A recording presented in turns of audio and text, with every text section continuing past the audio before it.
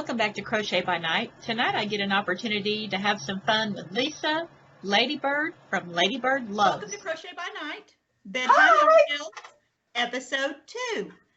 Very exciting. My lucky number! Mine's 13. You've got a little way to go yet. I'm excited to have you here, Lisa. Tell me a little bit about yourself and how you learned to crochet. We'll start with the easy one, which is the crocheting.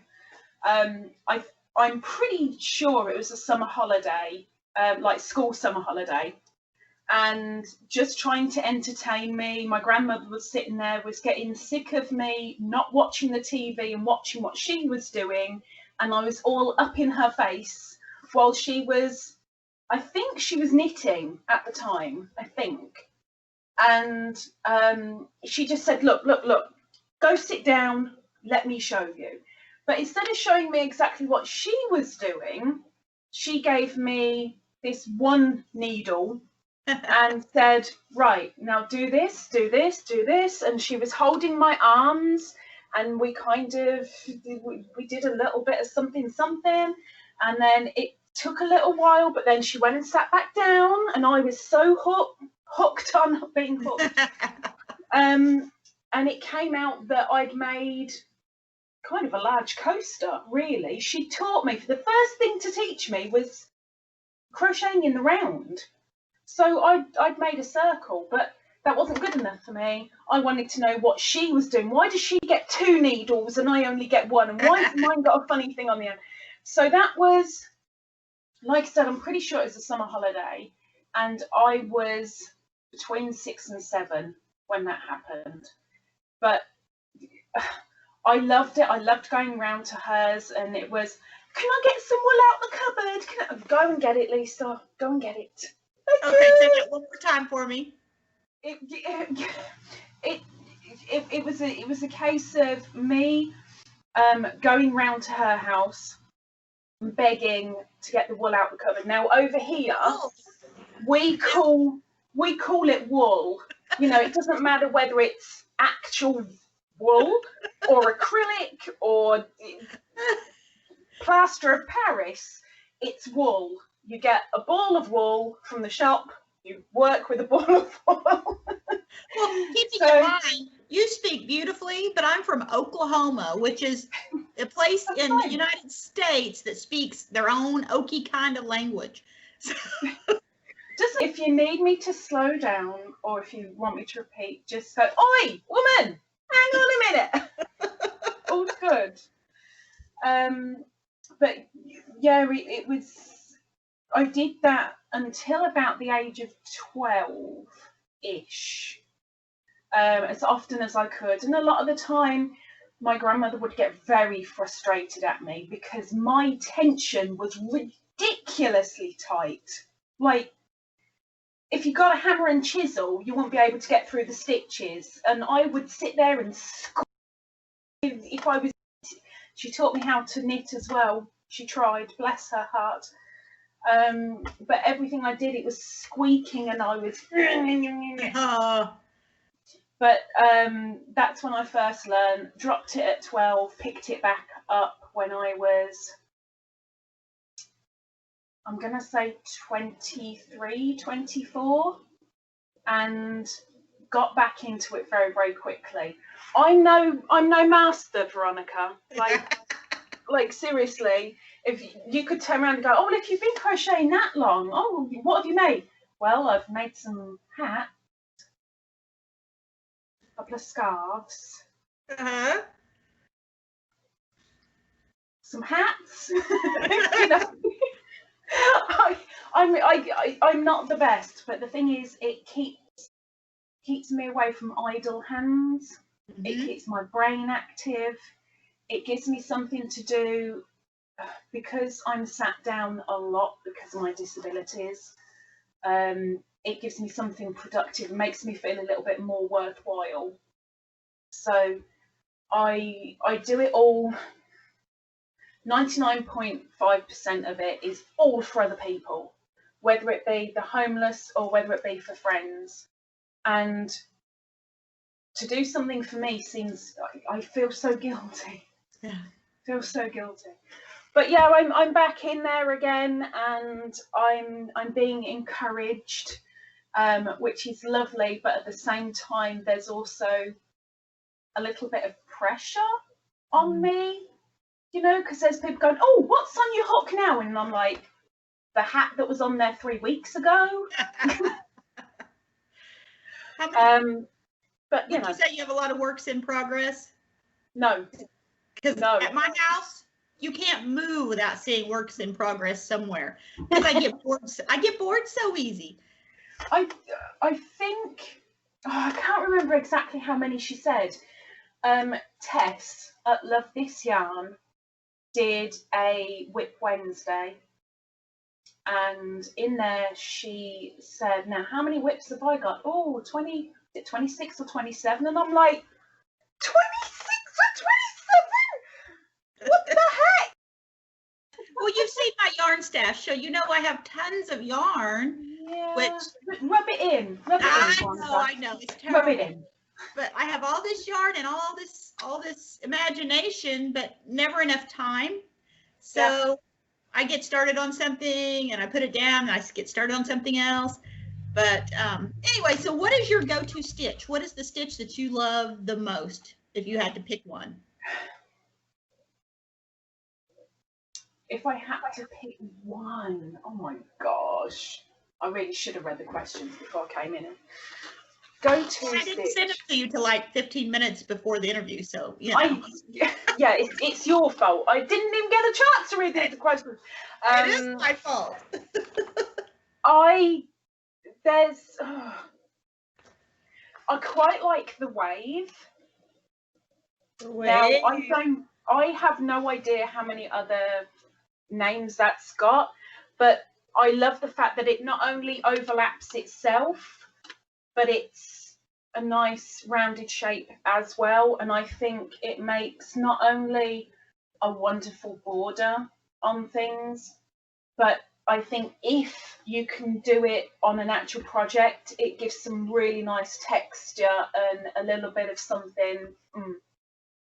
It's not one that I'd directly go to. Right. I mean, that'd just be standard double crochet. But one that I like the look of, and I know I can actually do, it's the wave. Hey, I've been crocheting probably a lot more years than you've been alive, young lady, and I still... Yes, of course you have. You're ancient. I am ancient. If you can look right here, I need COVID to stop so I can get my hair dyed. I can do that, but my camera's not picking up. I mean, I've got some in there. That's why I tie it back, and you like can't see that. Go away. So tell me, Lisa, how did you get started on YouTube? Am I allowed to drop another channel name? I didn't even ask you about the channel name before. Absolutely.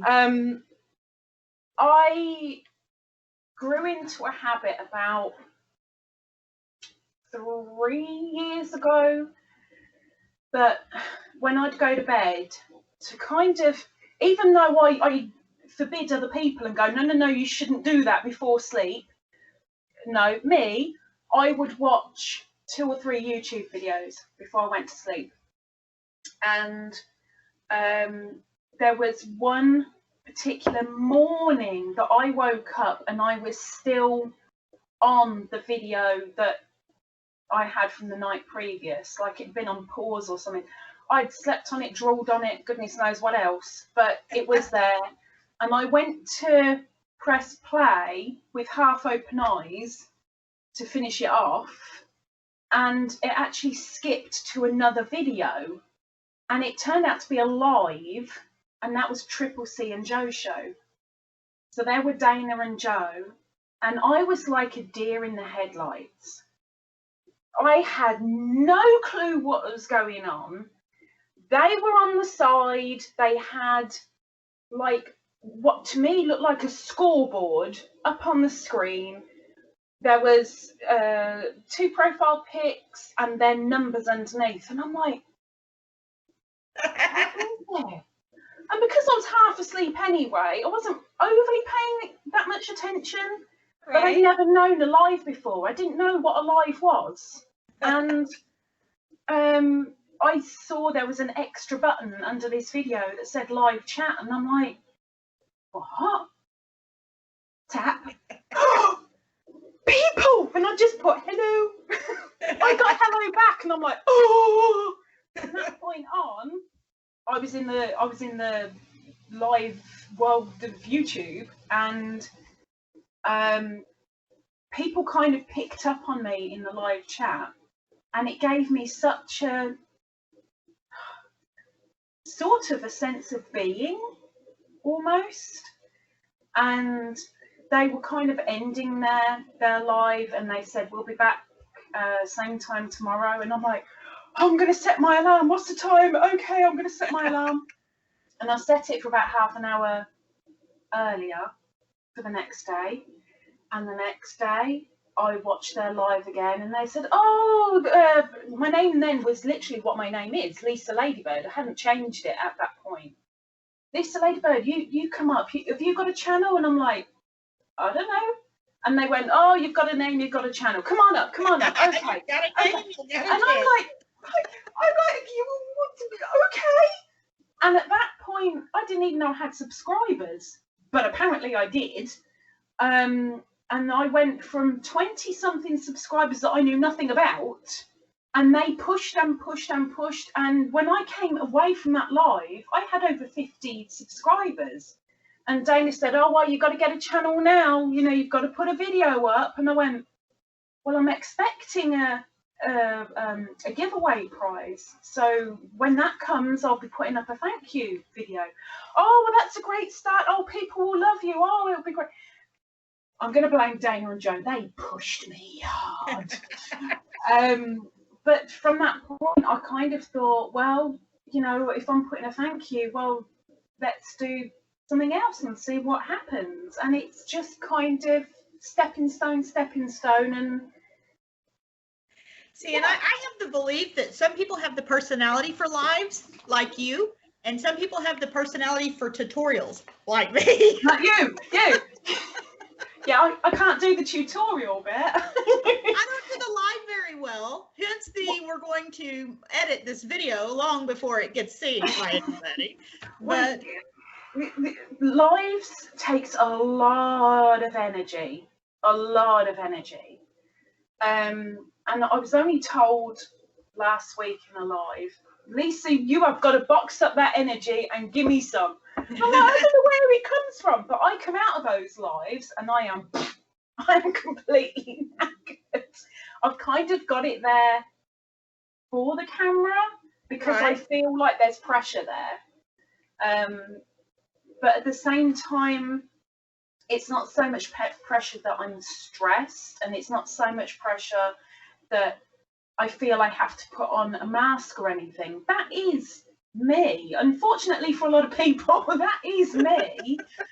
And if you were all in the actual room with me, then it isn't me, which sounds really confusing. If there's a room full of people, I'm the one that's in the other room, away from the people, holding the coats. That's me. I don't mind talking one-on-one, but I get major anxieties when there's more than one person around, and that includes even family. If there's two members of family that I know very well, you separate them, I can talk to them for England. You put them together. So you can talk to them for England. Is that like for days? Yes. I guess you haven't got that phrase over there. Duh. I love it. Talk to them for America. I'm not just from the United States. I'm from Oklahoma, which makes it compounds it. Okay. We speak Okie. We speak Okie. I like oak trees. That's close, right? Not quite the same. Oh, and that was me thinking we found common ground. We have a lot of common ground. I love listening to you. I can turn you on and listen to your live. I was cracking up the other day. I put your live on and was listening to it, and you turned to the camera and you were crocheting, and you said something about Crystal, and you were talking to Crystal, whoever was doing the tutorial. I don't know who the tutorial was. You had on your 24-hour live. You were Oh doing my something gosh. You were doing something in the round. Yeah.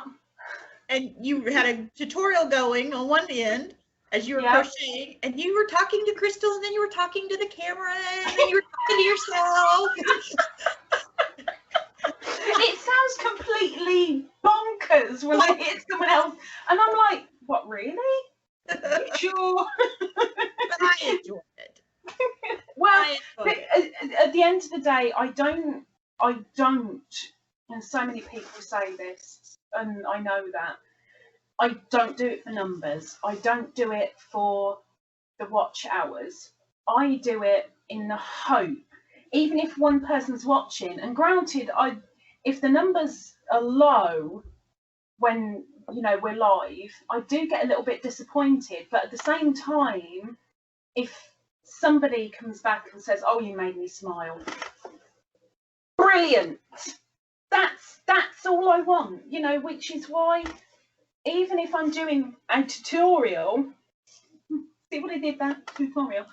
I do try and make a little bit of a giggle in there, because I'm only human. I'm not a robot, and I'm really wanting to be a little bit of, I'm next door, I'm approachable. You know, it's not all a mask. It's not all pretense. It's not all mamby-pamby or fancy or anything. I'm me. You've got to take me for what I am, and hopefully, if I can get you to smile, brilliant. If I can't, I'm sorry, but Well, I'm not mamby-pamby or fancy either. See, we've got more common ground. I actually started my YouTube channel because when COVID hit, I had to have a way for my students to be in the classroom. Mm-hmm. And so I'm not a teacher. I work in human services. So anyway, it's a long story, but they couldn't be here. I always did a giving back project every fall and spring. And saying about this, yeah. So what we did was they said, why don't you start doing a YouTube channel and showing us how to do the stitches, and then we can watch from home, and then we can still be doing the same work. And so that's how I got started.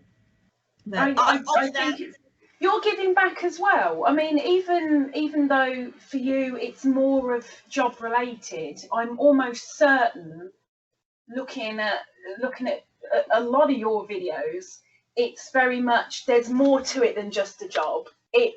You've got the buzz about it, you've got the adrenaline about it, and you're loving the fact that you're giving back in your own way. I mean, that's giveaways aside, that's you being you, and the fact that somebody, even if your video reaches one person, you've reached one person. What could that one person have been doing if they hadn't seen your video? Well, the students, I knew the students would be watching. It never really dawned on me other people would be watching. And so as people started, I never really got on YouTube before that. I never did a whole lot of social media. I had a Facebook page, but it was close family and friends. And so when people started commenting, I was like, oh, these are people I don't know. So I started getting to know them. And I think I told Dana in episode 1, I got really used to seeing specific people commenting on the videos. And so when they don't, I almost feel let down. You know, yeah. Oh my gosh, what did I do? I didn't comment. Yeah, there's two in particular on mine that I wait for their comment. I know that when they've commented, I get the, oh. That's right. That is exactly how I feel. So what do you want to see happen with your YouTube channel? Where do you want to go with it? What's the goal for 2021? I mean, I'd be lying if I didn't say monetization. I would be. But at the same time, that isn't something that I think is feasible. And I know Joe from Triple C and Joe Show would be screaming at me right now, Lord, stop putting yourself down. You can make it. You've got to believe. And I'd be saying the same to somebody else. You know, you've got to believe it to achieve it. And yes, okay, monetization would be great, but the big thing for me is to hopefully just make, I guess, more smiles, and in a sense get me out there a little bit more, because I've had a life of being put down and being told I'm worthless and useless and yada yada yada. Well, in the past 2 or 3 months, I've been told by so many people, oh, you're brilliant, oh, stay the way you are, you're great. And it's like, are you sure you're watching the right person? I mean, hello. But at the same time, even though the words come out, and I've been known quite a few times to call people idiots and weirdos for watching me or for laughing, and I don't mean it in an offensive way. It's more of us English are very good at self-deprecation, very, very good. So we find it as a nation, I'm not saying every single one of us, you know, but as a nation, we all struggle with compliments, so we throw it back out there. So I've gotten kind of used to going, oh, shut up and leave me alone. Oh, yeah, all right then, if you say so. So I'm used to it, and I'm struggling myself to take it on. So right. I guess if I'm going to be selfish, 2021, I hope, will be therapy for me, to be able to take compliments on board, and instead of going, oh, shut up, saying, oh, thank you. That's going to be hard. It's going to be hard, but, you know, smiles for other people, therapy for me. That's why I'm doing it. I'm going into therapy. I can't afford therapy, Veronica. The camera's it. Yeah. The community will provide you that therapy. There you go. But for your channel itself, so monetization, I heard you say monetization was one of the things that your goal. That'd be nice. I mean, like I said, I don't think I can put it strictly as a goal, because for me, goals are things that are achievable, and I can't see monetization being achievable right now. I can't, and it's not something I'm deliberately reaching out for. But what I would like to reach out for is just more people, more personalities, and to be able to help other people, whether that is, I'm going to get a little bit dark here and I apologise, but no. Yes, if I can make people smile, if I can reach somebody who is alone and they've got nothing else, if I can get them to come over and say something, if I can bring someone out their shell a little bit, if I can stop somebody in their tracks by me being honest and truthful and, oh, this has happened to me, and them going, you know, even if it's in their mind, they don't have to type it, but even if it's in their mind, flipping heck, somebody else has been through it. That'll do it for me. It's just proving that when we don't all have to put on a front or a mask or pretense, whatever you want to call it. Monetization will come for you. It's just everything happens for a reason and in the order it's supposed to happen. That's the world according to Veronica. And I mean, I've told that to people for many, many years. It happens for a reason and in the order it's supposed to happen. Yeah, and it will come. I'm in no rush. I'm really not. I'd rather. It was scary at first because I got a lot of people all at once, and it was, oh, what do I do? And there was so much pressure and there was so much stress, and I had to get a video out. But what video do I put out? Do I put this out? No, nobody's going to like that. Do I put that out? No, it's too short. I'm no good at this. And it was difficult. It was hard. But now it's just be yourself and just do you. And amazingly, what you might find boring, someone else might not. Right. And you've got to take things bit by bit by bit, slowly but surely. You'll win the race, whatever that race is. So, and what is that? What does the end of that look like for you, though? The end of the human race. When the horse comes in at the finish line. See, I tell myself for my channel, I'll be happy when I have this done, or I'll be happy, you know, I'll be excited when I have that done. No, I like I said, with YouTube, I can't. I'm very much a listy person. I think a lot of us in the crochet world seem to be. A lot of people have lists all over the place. I'm like, oh, I'm not alone. You see, it's another thing. YouTube, there is no list for, oh, I hope I can get this done, or I hope I can reach that point. There's none of that, because I want to be able to visualize it properly in my mind, to be able to go, oh, that's reachable, I can grab that. I can't with YouTube. So it's just, it will be what it will be.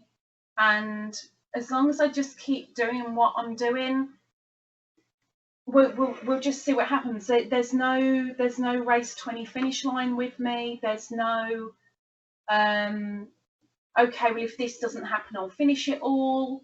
There's none of that. It's just, as long as my health can hack it, I'll do what I can do. The only thing, one of the questions that I ask in my thingies is, what would force you to stop YouTube?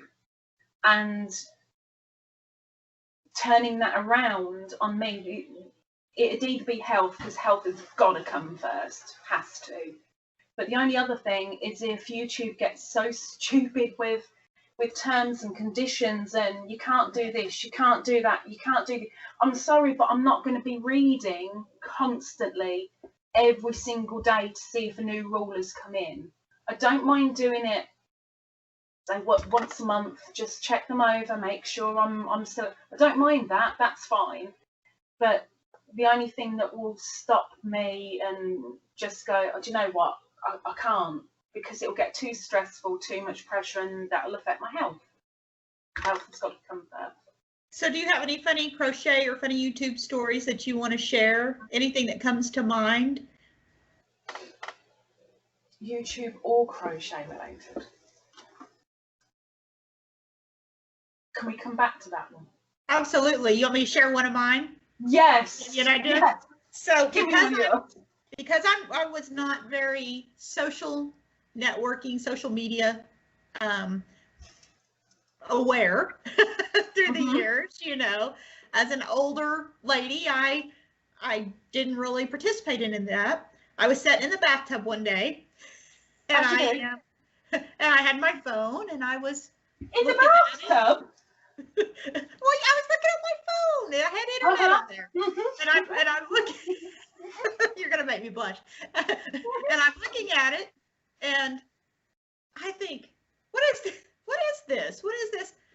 And I clicked on it, and it was somebody's live. And I threw the phone across the room because it said live. I thought it meant me.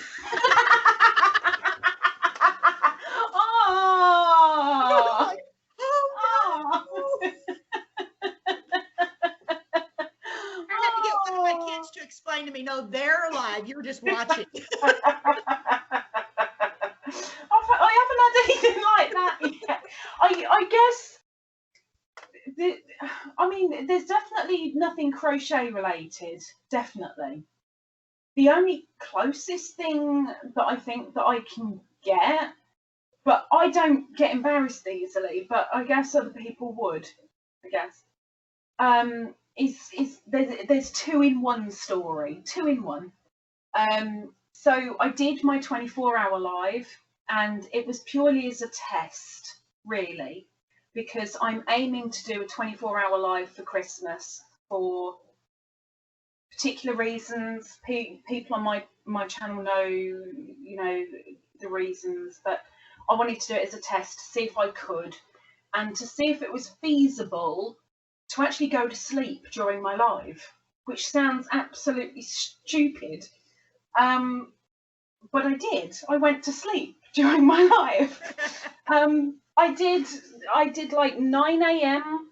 one day. I did 11 hours 59 minutes, and then I stopped the camera and redid it again. But before I redid for the 12 hours, the people that were actually there, I said, okay, now this is something that I do every Sunday. I'm warning you, you need earplugs. If you don't want to listen to the next hour, seriously, walk away. But I'm going to do something. I'm a woman of routine, and every single Sunday night before I go to sleep, I sing karaoke to a friend who finds it hilarious. It puts a smile on her face, and that's why I do it.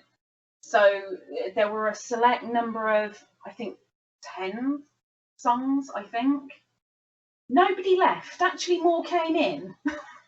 And for that hour, I just belted out some tunes. And I saw people going, what on earth is she doing? Can't you tell her to shut up? Oh my gosh, what's happening? Well, you know, I warned you. And even though I'd warned them, I could feel myself burning up, because all I could think of was, well, she likes it. Why can't they like it? So that's the one bit. The second part of that is, straight after that, it was like, right, guys, I've warned you. I've been warning you for days. This is the bit where I am going to go to sleep. So I'm going to try and get 8 hours if I can. We'll see what happens. I put the light on me because all I could think of was my cat brings in the viewers. I'm sure it's not me. It's got to be down to the cat. And she always comes and sleeps on me. And when I'm sleeping on the sofa, which I had to do for the live because my camera's connected to the PC, I wasn't going to pick up the PC and take it in the bedroom. So I just aimed everything at the sofa. I slept on the sofa. The cat didn't move. The cat was like here, where I am now. My sofa's over there. She didn't move. She stayed behind the camera the entire night. But now I've watched the replay and I'm sure these people are lying. I'm almost certain of it. I had my own personal fart counter while I was asleep. Now, like I said, I did watch the replay and there was one questionable sound. Questionable. But apart from that, I know full well I did not fart 13 times. I know I didn't. But no, apparently there were people in there, even while I was sleeping, watching me sleeping. Has she moved yet? No, she hasn't moved yet. She moved an arm. Her leg's out. Oh, is she going to move their leg? I'm like, what is wrong with you people? But it was kind of sweet to watch the replay back and to see the chat. It was like, do you know what? If they were that bored, even with me asleep, if they were that bored or that uninterested, etc., they wouldn't be in there. And yet there were. And I find it so weird, so weird. But that's about Entertainment is a lot of things for a lot of people. You know, whatever floats your boat. So what are you passionate about? What are those causes, or is there a particular cause that you're very passionate about? You mean charity work? It is really divided between two. So outside of COVID, and we're back in lockdown over here, I was with a group of older ladies and one man.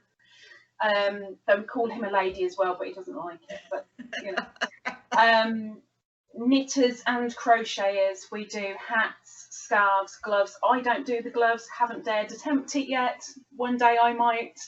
And we literally give them out. It's not a particular charity. We're just a group, and whoever's going to town, the next town over next. Okay, load them on to Brenda. She'll take them in on Thursday. We give Brenda a load of stuff. She literally just dishes them out to any of the homeless that she sees when she's in the next town over. That I love doing because I know my work's going somewhere else. We get a lot of donations come in, whether it be scraps or whether it be full skeins. Most of it is unbanded. We don't care. We don't need the band. You know, it's just let's make something for somebody and hope it comes in use. On the odd occasion, there will be like, I think you guys call them lapgans. I'm still not used to that term. Smaller blankets. Smaller blankets. Although they take a lot more time and they tend to be lost or stolen by other homeless. So at least with a hat, you're keeping the heat in. So they tend to be the most that we make. And of course, gloves. Even in the summer, it's freezing cold out there. So that's one. That's the one that I'm active in. The other one that it's divided by is, I suppose you could say the WWE. Bear with me. There's a cat. Hang on. Hang on. Make your mind up. Make it quick. Thank you. Thank you. Sorry. The Queen doesn't need to speak. She just needs to raise a tail. I said WWE. Why am I thinking wrestling? That's Silly what I was move. thinking. It's like you're Why passionate. couldn't you say something? WWF. F. I am horrified by the amount that humans have devastated the earth, because we're taking up more and more land away from the animals, and then we have massive panic attacks when an animal comes into our back garden or our yard. Sorry, American yard. So yes, let's just go with The environment. It's a split between human devastation of the earth and the homeless. There you go. There you have it. I'm not good at simplicity. I'm sorry. You are so funny. Okay, so do you have any pet peeves about? Some channels that annoy me are those that are constantly swearing at the camera. Like there's every single sentence there's swearing, and I get it, we've all got opinions and we are all giving them, but it doesn't have to be so blasphemous. Like, I am a little bit of a prude. I am. A lot of people would laugh at me saying that. I am. And I don't think it's right, purely because anybody can see YouTube. It's easy enough to press the button that says, I'm over 18. Well, what's proving that you are? And anybody can walk in on that. And that kind of hurts me, because I'm almost always thinking, especially in my lives, watch your language, Lisa. Anybody could be watching this. And I had it proved to me fairly recently, where one of my regulars actually sent me a little video that was so adorable. It was about 40 seconds roughly of a live of mine on her, I'm going to say iPad, but you know, like a tablet. Right. And a young child, like 3 or 4, I can't remember if he's 2 or 3. No, he's definitely not 4, 2 or 3. And he's watching me on my live and he's finding it hilarious. And he's kind of, I was talking about, if I get to 100 subscribers, we'll do this. And he went, yay! And I'm like, oh my gosh, oh bless him. And it's just another reminder of, even that young can be viewing these things. Right. It's easy enough to press the wrong button or come in. So I think that's probably my biggest one. Without going into any other of my pet peeves, we'll stick with that one and we'll go with a lot of swearing during one video. Look at you, look so innocent. Yeah, but the good thing is you can edit it. You can go, yeah, that answer was way too long. Let's just go to the end. There, she said it. We'll edit that bit in. Which is another reason I haven't tried any lives yet. It's a good thing. You never know what's coming out of my mouth. So what? A few more questions. 15 minutes. Sorry. You do several different things on your channel. You do gardening, you do crochet. Tell me, what is your favorite thing to do? Gardening. Gardening. I loved watching your gardening. Without hesitation, it's gardening, and I so wish I was, in a sense, I wish I was a professional gardener, that I knew exactly what I was doing and how I was supposed to be doing it. But I got the green finger bug from a very early age, very early, from my granddad, who was, it wasn't his main job, but outside of his main job, he'd go round to elderly people. He was old, bless him, but he went to elderly people's houses, and for a couple of extra dollars, for a couple extra, what is it really? Pounds. A couple of extra quid. He'd go and pull some weeds up or cut a little bit of lawn. Nothing major, but just help keep certain gardens tidy. And it really intrigued me. And the best thing that I really, really loved was getting seeds and watching them become something. And I still get an adrenaline rush now. I've got nowhere, and I do mean this, I've got nowhere to put new plants and anything that I grow in my greenhouse at all. I grow them because I get that bug, I get the adrenaline, I get the, oh, it's come to life. And then I'll go, where am I going to put it? So then I start calling round friends and going, do you want one of these? No, you gave us one of those last year. Oh, would you want one of these? What colour is it? Blue? Haven't we got enough blue? Yeah, all right. Almost everything I grow is blue. But I am not surprised about that. I love it. I love getting my hands dirty. Apart from the spiders, I can hack anything. Anything's fine. I don't care about getting dirt under my fingernails. I can do that just by sitting in the house for 2 days. You know, weirdly, dirt seems to accumulate under nails. Or maybe that's just because of my bad housekeeping. So you mentioned spiders. Do you guys have a lot of snakes? No, thankfully. See, I can handle spiders, but the snakes, no. No, I'm completely the other way around. I mean, yes, I'd be scared if I saw a snake, but I love snakes. I love them. My sister-in-law does too, but not me. Look, Veronica, let's put it this way. You can stroke a snake. You can't stroke a bleeding spider, can you? I don't know. There's some tarantulas. No. Interview over, finished. Yeah. Let's move on to show and tell. Oh, God. This one's me. If you can see it. What do you think of my new Christmas trees? Oh, it's so fluffy. Oh, it's so fluffy. This is my new tutorial. It'll be out this week. Can I see the bottom of it?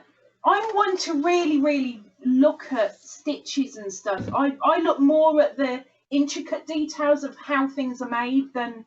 It's hard to see with my background going on because it fades it out. But do you know what? From what I can see though, when it keeps still, that's I want a blue one, but it's so fluffy. When even that band on the bottom just makes it look like it's squeezy, squashy, squidgy.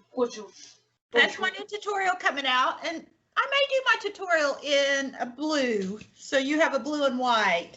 That's something to think about. Okay, so that was my latest. In my first episode, you're going to make me show you something now, aren't you?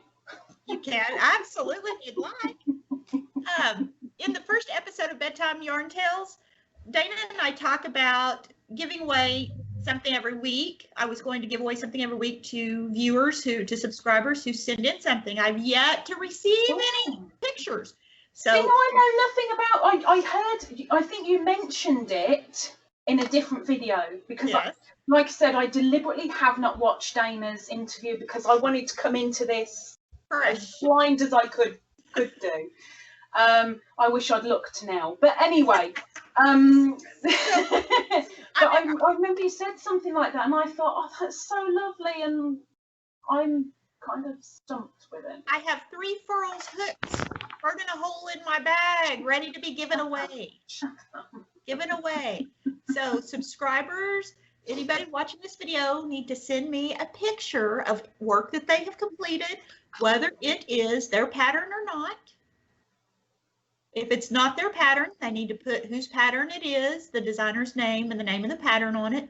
But they send it to my email, and then the following week I will show them. And somebody, does it matter the size of the project? Nope. Doesn't matter how big or small. Something you've completed and you're proud of.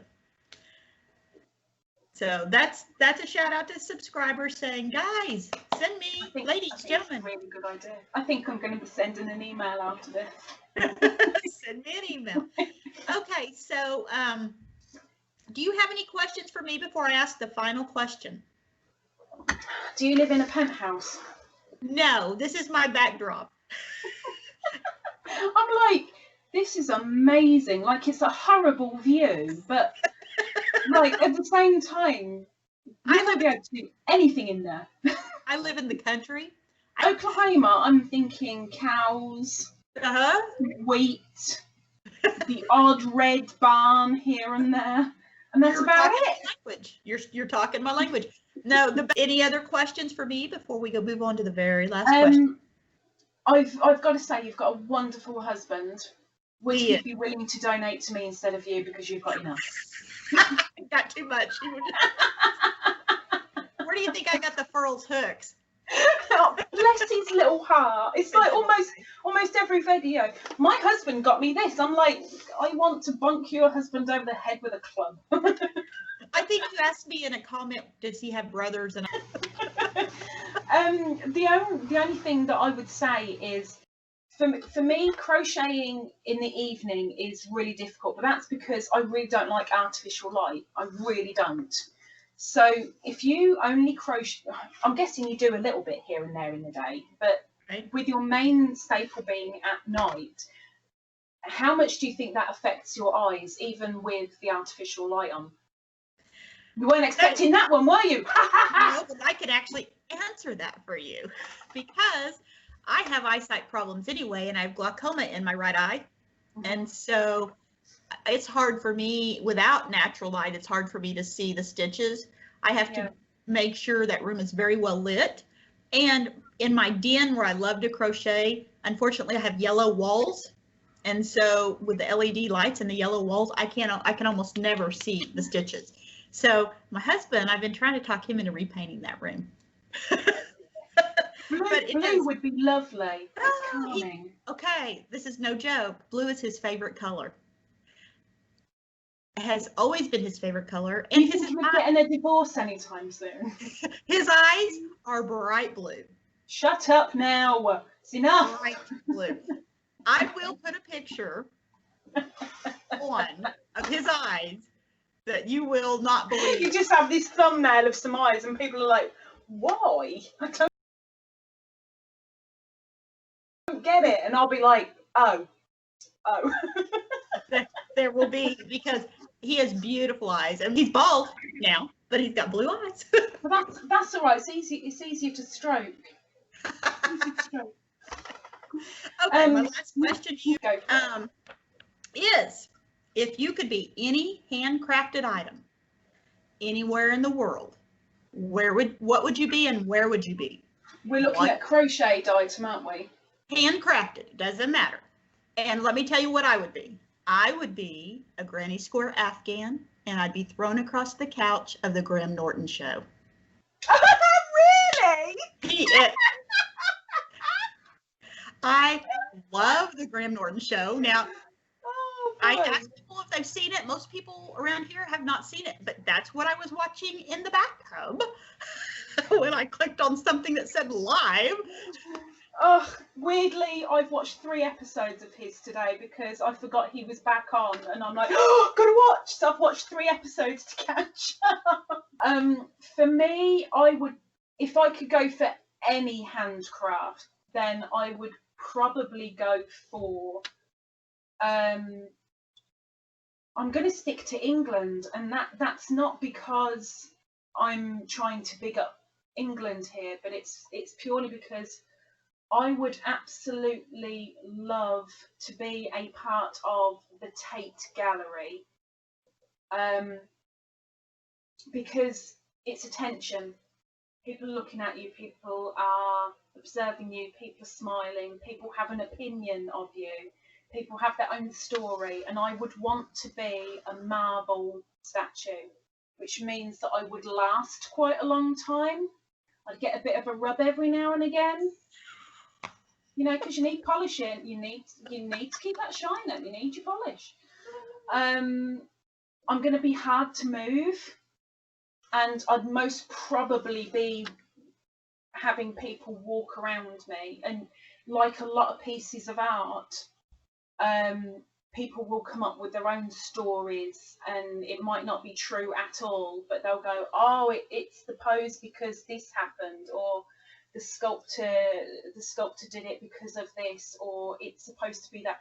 And I would just, it's not purely about the attention, but it's the fascination, the observation, and the fact that you can have the two sides of the coin. It can make some people smile, it can make some people go, oh, what a load of rubbish. Because that describes me anyway. Thank you so much for being here with me. And this will air, I hope, Saturday night at 7. Everything goes well. I will send you. You know my live's on Saturday, right? Do what? My live's on Saturday. But this is not live. But this is not a live. So after they watch your live. Okay, fine. I can't plug you for that, I'm afraid, but I can plug you on Friday. I really appreciate this, so thank you for inviting me. I wondered if anybody would dare to, and you were the first to dare, so well done. All right, as always, you have a good night.